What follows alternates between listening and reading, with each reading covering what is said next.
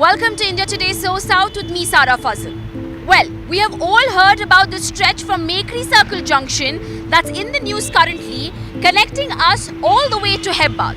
This 2-kilometer stretch is in news again, and this time for a frivolous project that speaks about wasting a colossal amount of taxpayer money to build a tunnel. Yes, you've heard that right.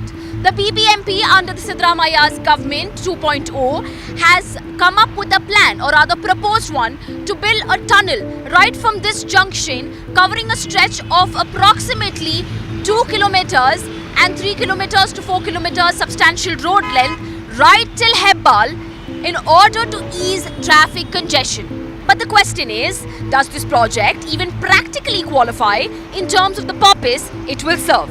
With a one lane, for a single lane, would offer around 2,000 persons per hour per direction as its capacity. The same amount of width is sufficient to put, say, a BRTS lane, a bus priority lane, right, or a tramway, what government nowadays call it as metro light, or a conventional metro line. All this you can fit one track in the same width of 3.5 meter. Right. The amount of person capacity in this persons per hour per direction that these public transport systems will add is multiple times higher than what road would offer. Let us not forget that the Siddaramaia's 1.0 government initially had proposed a steel flyover on this very same stretch between Hebbal and Mekri Circle to address the severe traffic congestion along this route. But experts like Ashish, who's a professor of IISc, tells us that why this particular project that he has studied does not serve the purpose it intends to. You take the parameter of output divided by input. Output here is what capacity you're generating for movement of people, passengers per hour per direction. The input is the investment cost, the cost that you're incurring to build that infrastructure or to provide that mobility system. So if you're building a tunnel road between two given points and use this parameter of output divided by input, which is essentially what is the efficiency of your investment in terms of generating capacity. A road would give you 2,000 roughly persons per hour per direction, and a metro in the same underground tunnel would give you 40 times more. This stretch where the 2-kilometer tunnel between Mekri Circle Junction and Hebbal is proposed to being built is the same route where the BMRCL, that is your Bangalore Metro Rail Corporation, and the Suburban Rail are already executing their projects to build their underground metros and their railway lines to connect us to the Kempegowda airport. At a time when these projects are already in the mode of being executed, should a colossal amount of 1,500 to 2,000 crore rupees be wasted by the BBMP on this tunnel project? A road tunnel, you actually need to build a bigger tunnel because a road traffic has 2D movement. So the right of way requirement is more wider. So you need a bigger tunnel for road. You also need to take care of ventilation, and the tailpipe emissions need to be exhausted, all those things. So the cost of construction actually for a road tunnel is higher than the cost of construction for a metro tunnel. The metro tunnel would actually be smaller because train doesn't move. So your tunnel dimension would also be smaller. So the cost of construction of metro tunnel is actually lesser than the road tunnel. Okay. Right. So now if you calculate this output by input, there's no way that you can actually compare. While this ambitious tunnel project between Mekri Circle and Hebbal is to ease traffic congestion along the stretch, the feasibility of the same doesn't add up.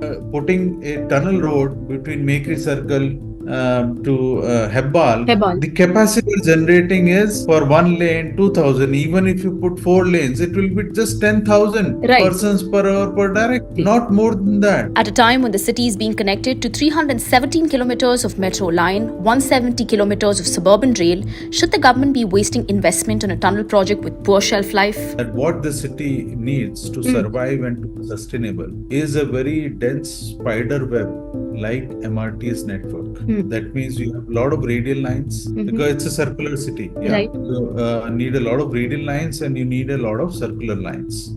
That way, from any point to any point in the city, you can actually travel through a near shortest path with seamless transit across these. So 317 kilometer of metro network is already planned. It is part of their company's mobility plan. Plus you have around 170 kilometers of suburban rail network being planned. If you put them, together and focus completely on its speedy and fast implementation, at the end you have 400 plus kilometers of MRT's network in the city, and it will be to an extent that people will be able to access a metro or a suburban rail station within a very reasonable, acceptable, Given that the BBMP is planning this tunnel, stating traffic congestion between Mekri Circle and Hebbal flyover seems like their planning has disregarded the real issue. To give you a more specific understanding of this corridor, when you see actually, if you're moved on this corridor, whether you're coming from the city side and crossing Mekri Circle and going towards Hebbal,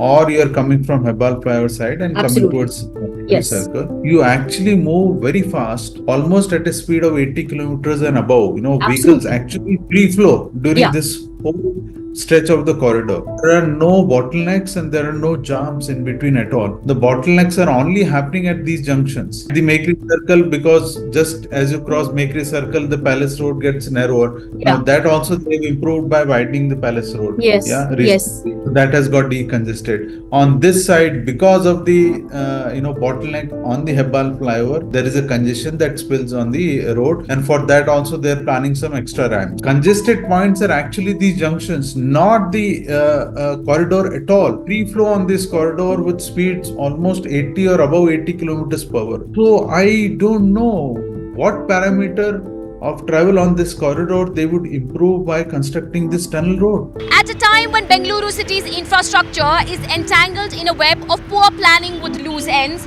what purpose do these projects like the Tunnel 1 stand to serve the taxpayer, who gains no benefit from it all, but rather will only end up shelling extra amount of money in the form of toll taxes to be paid for a hassle-free travel? I'm Sara Fazil, reporting for India Today So South with camera person Shivu.